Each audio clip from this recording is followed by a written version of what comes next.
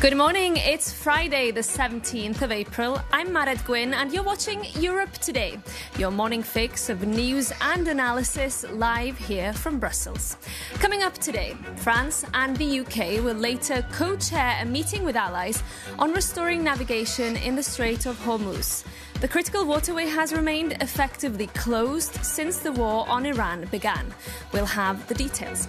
In other news this morning, a 10-day ceasefire in Israel's war on Hezbollah has come into effect overnight after what have been described as historic US-mediated talks between Lebanon and Israel. It comes as President Trump says he's very close to a deal with Iran.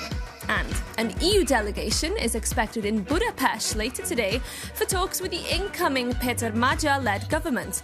They're expected to discuss the release of EU funds for Hungary that were frozen under Orban.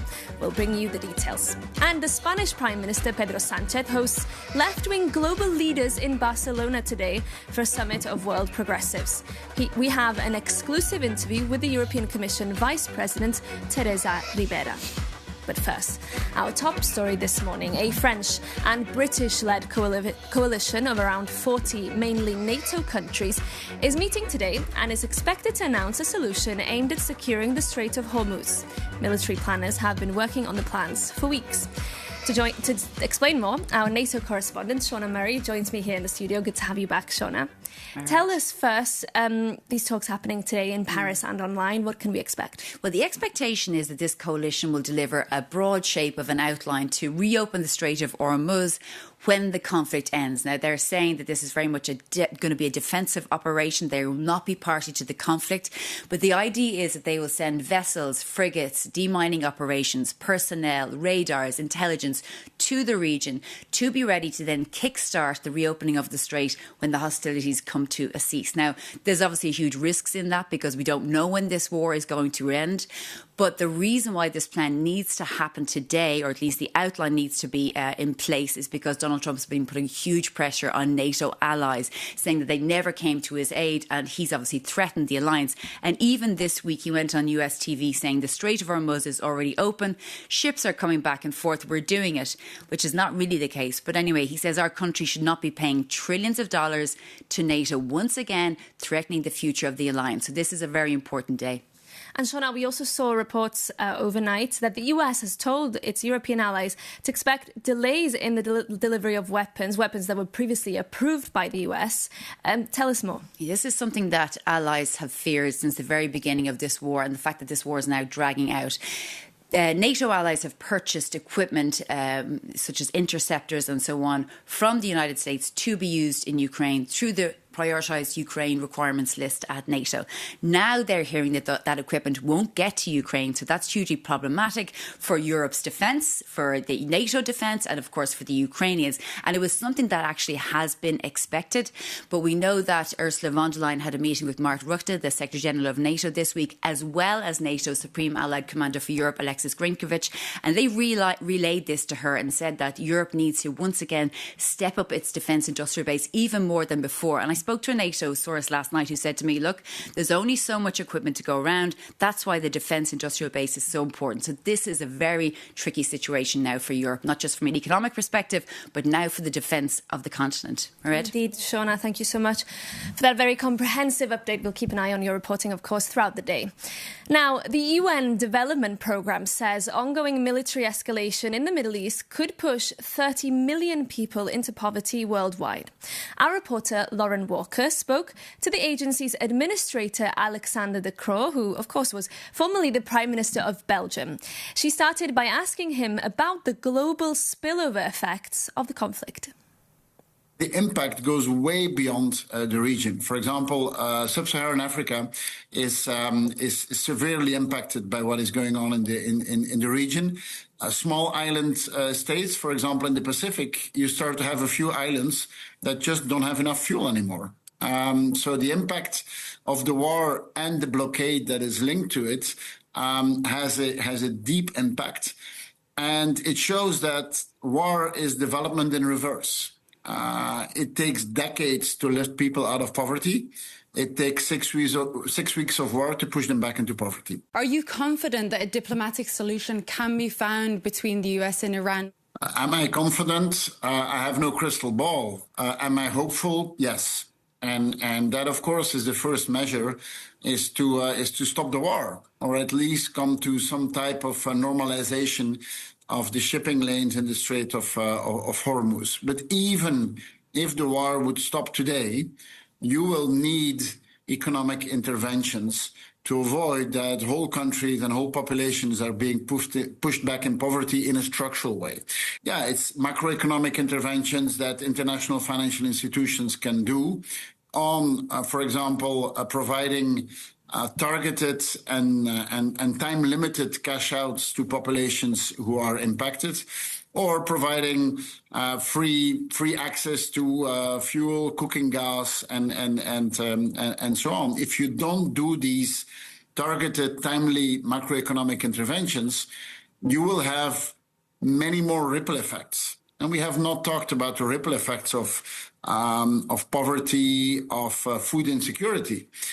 That could lead to additional conflicts, that could lead to more displacement and migration flows, that could lead to other types of extremism.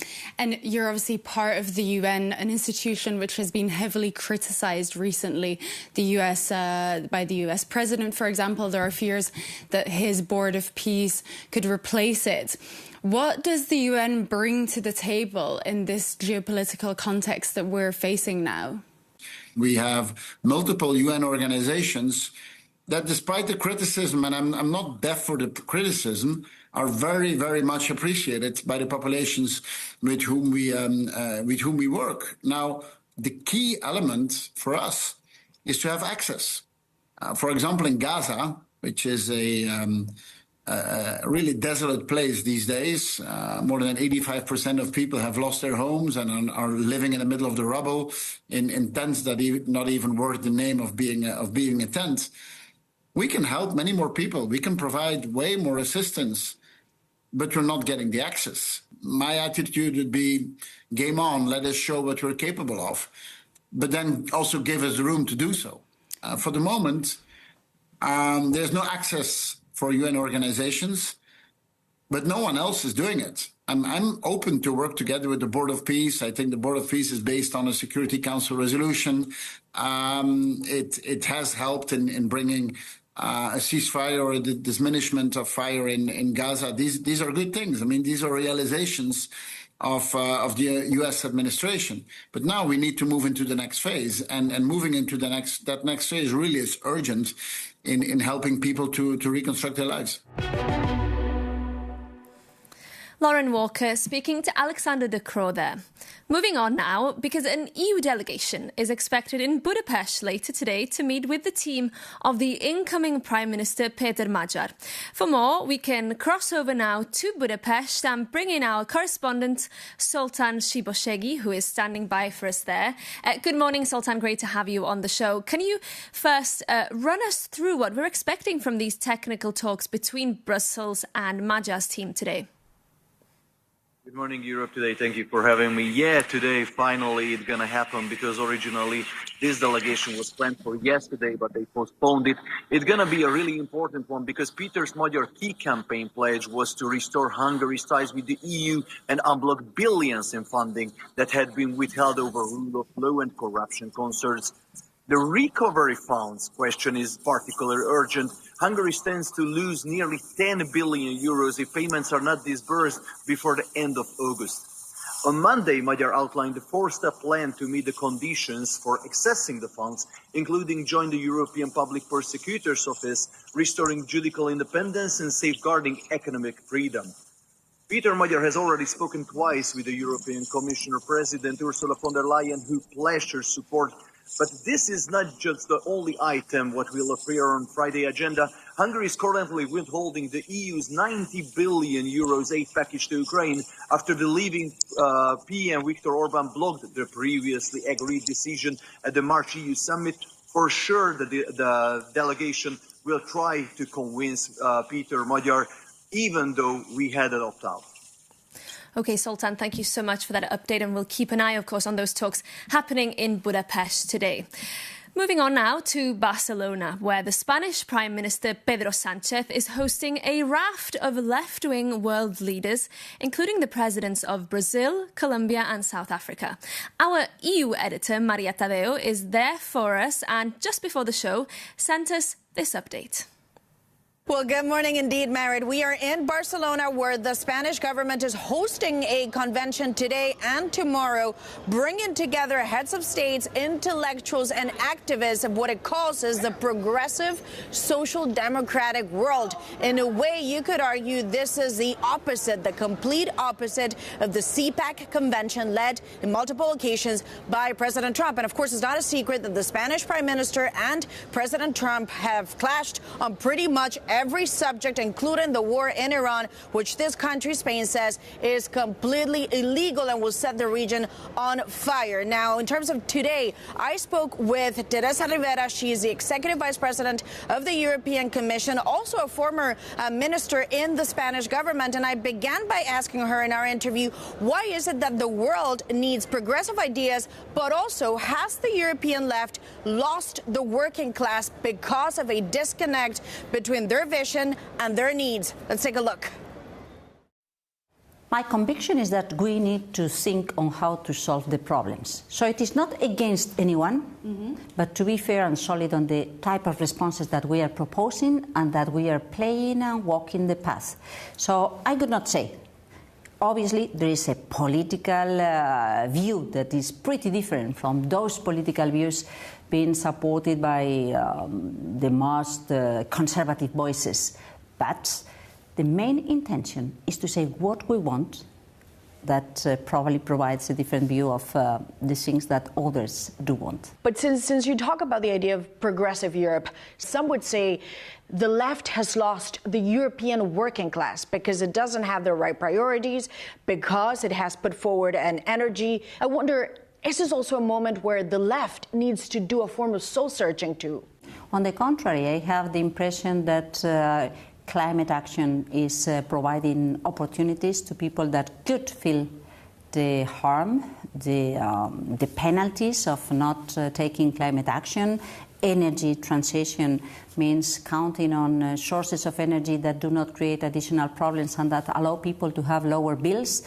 So it is part of the discussion that has been distorted in purpose to prevent action in those fields that could help people to do things and to count on the high quality of life. Over the weekend, there was a very important election in Hungary in which the Hungarians voted for change. Prime Minister Viktor Orban will be leaving office after 16 years. He was obviously a big ally of President Trump in Europe. I wonder, what does that election, that result, that call for change say to you when it comes to Europe at this stage? We've seen that Hungarians did decide that they wanted to be Europeans, that they wanted to fight for their rights, that they thought that this was important in terms of democracy, and they decided to vote massively. Massively. It was not a tight election. It was very clear, the result. So I think that it shows to what extent this narrative against Europe, against working together, against being united, against the defense of the civil rights and the integration is not something that can win in the middle long run. On the contrary, it probably exposes the limitations and the harm that people could feel in the absence of this joint forces, joint effort of the European nations to develop the European program. Just a final point on this. There's been reports now that the Commission, and obviously this now touches the core of your portfolio, this is a massive job that you have when it comes to the competition laws in the EU. And these reports suggest that there is now a plan to massively dilute some of the regulation to allow for mergers to create major European champions. Is that the case? Are you preparing for this? We are entering into the last phase to adopt an updated version of our merger guidelines. So we have already a very sound draft. After having heard everybody, we know that we need to update our reality to today's economy. But that doesn't mean forgetting the core bulk of our mission, which is protecting consumers from abuses of dominance. So this means that we may take into consideration innovation, long-term sustainability, resilience. This means that we need to be ready to understand the global context and the impact in the national and the domestic economy. But this doesn't mean forgetting about the importance of keeping the level playing field. So you're not, just as a final question on this, because it's important, so you're not preparing major deregulation to allow companies to come together? That is not in the pipeline? No, of course not. And I say this because you have said in the past that too much simplification at times has made things confusing. So your fundamentals is still to say deregulation would be bad for the EU? This is not a product to deregulate. This is a product to modernize and to be transparent of the criteria that we will be using to assess when a merger is pro-competitive and provides positive effects to the economy, and when it is a real risk and it is not proven that the operation does not comply with what it is being said, either if it is innovation or sustainability. So I think that it allows much more innovation and much more security for all, but at the very same time, it is quite clear that we will remain defending the interests of the consumers and not accepting whatever as a blank check. That was Maria Tadeo speaking to the European Commission Vice President Teresa Ribera. Now, there's another major election coming up in Europe this weekend. On Sunday, Bulgarians will head to the polls once again after a series of elections that have failed to break a persisting political deadlock. Our Jakub Janis explains what's at stake. Bulgaria heads to the polls this Sunday for its 8th parliamentary election in 5 years. The country is the poorest in the European Union and the electorate is exhausted by a prolonged political crisis. And on paper, Bulgaria is a recent European success story, having finally adopted the euro on the 1st of January and joined Schengen. But there is a big euro hangover. On the ground, citizens feel impoverished and ignored by the political class. So who is stepping in to fill the void? This profound frustration has set the stage for a bitter showdown between two major figures. One side is Borko Borisov. He's the veteran centre-right leader of the GERB party. While firmly pro-European, his decade in power was plagued by scandals, making him the symbol of the entrenched establishment. Facing him is Rumen Radev, the left-leaning former president, who sensationally resigned in January to run for prime minister. And Radev is riding a wave of populist anger, campaigning to dismantle the oligarchy. But his vocal opposition to military aid for Ukraine and softer stance on Moscow have left Western allies alarmed. And although polls show Radev leading Borisov 31 to 21%, neither is close to a majority, leaving the winner to inevitably cobble together a complicated coalition. And the battle for control is fierce. Just weeks before the vote, authorities detained over 200 people for electoral coercion. And the tactics are shocking.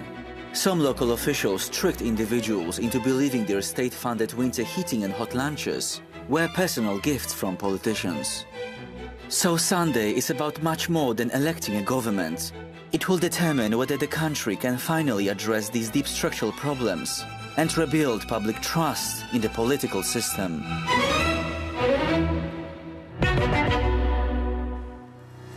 Jakub Janis there, and of course we'll bring you the analysis on the outcome of those elections on our show on Monday. But that's it for us for today and for this week. Thank you so much for your company.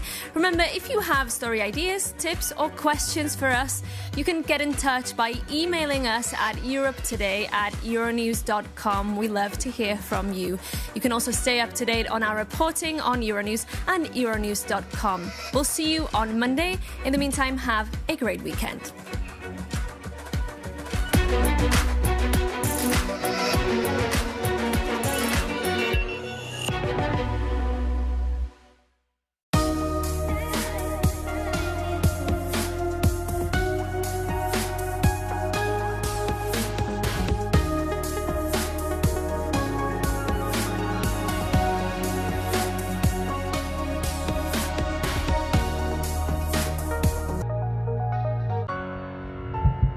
With the Americans, it's hand in hand to achieve the same goals. Iran is doing is just a self-defense.